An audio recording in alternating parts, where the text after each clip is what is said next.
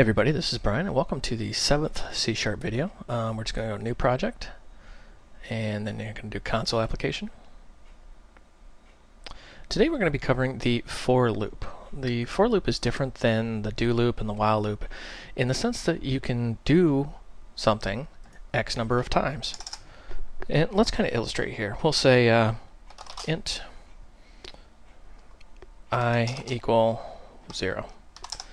And you know that you can do a do and then while and then some condition. Do while I is, less than 10. Well, that gets kind of cumbersome. So why would you want to do that? Well, that's exactly why the for loop exists. So let's just delete all this. We're just going to go for, and we need our starting number, and we'll say int I equals 0, semicolon, and now we want our condition. At what point should this check? And we'll say, well, I is less than 10, and then we need to know what to do with I. So we're just going to say I++, meaning we're going to increment I. And this may look like a really funny syntax, and you're looking at this going, what is this? This looks like ancient Egyptian algebra, but it's actually very simple. There's 3 segments. There's the variable with the initial counter. There is the condition. What do you want to do? As long as I is less than 10. And then what do you want to do to that variable? Well, we're just going to increment it. So we're going to say console, right line, and we're just going to spit out I. Whoops, there we go. I'm just going to do a simple console read. That way the console will stay open. Press F5 to run. And sure enough, there it is. 0, 1, 2, 3, 4, 5, 6, 7, 8, 9. Now, where's 10? Remember how we did it to 10? Well, it starts at 0. Get used to a 0 index counting. That's kind of universal across most languages. It starts at 0 because 0 is the first number for a computer, not 1. So while you start counting at 1, the computer always starts at 0. Because, well, 0 is a number. So it says while I is less than 10.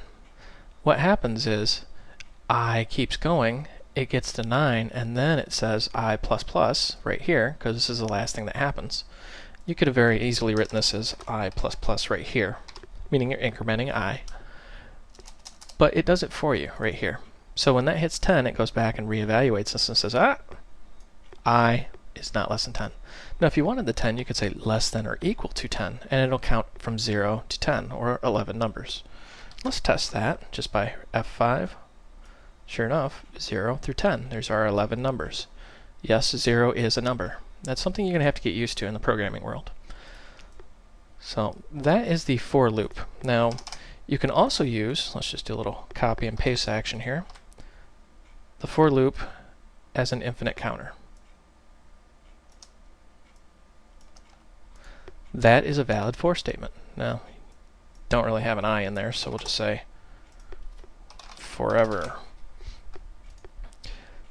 This is the structure of a for statement right here. And we've got no variables, no counter, no nothing. So if we run this, F5, you see it just keeps spitting out forever, forever.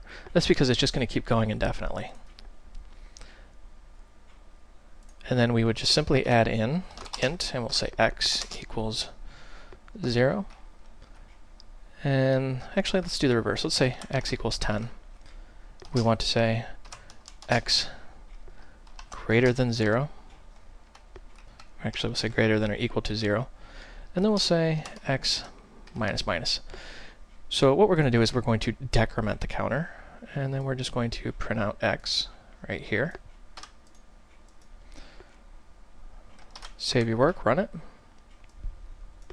And now you notice we're doing the exact opposite here. We've got 0 through 10 and 10 through 0. So we're counting up and we're counting down. Very simple statements here. Alright, I knew that this may be new to some of you. Some of you are probably rolling your eyes going, oh my gosh, I've done the for statement. If you know more than one language, you know that almost every statement is in every language. But we're going to review really quickly here. This is your for statement. This is your code block. Here's your evaluation. This is remember it's in the parentheses, it's going to be evaluated first. This is your variable. This is your condition. This is your action. In other words, you're saying I equals 0, so we're starting at 0. We're going to say while I is less than or equal to 10, increment I. And then each time it goes through here, it's going to run this code. So that in a nutshell is the for loop.